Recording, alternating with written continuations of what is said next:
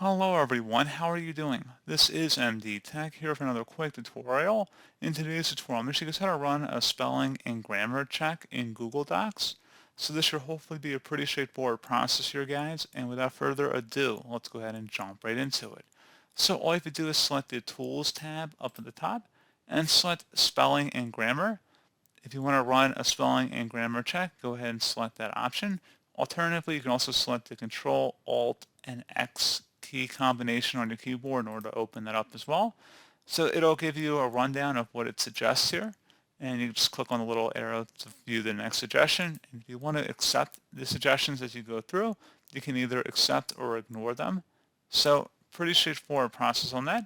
If you want to add any items to your personal dictionary besides just ignoring the item, you can click the More Options button and select View Personal Dictionary, in which case you can add a specific word in here and then select the Add button.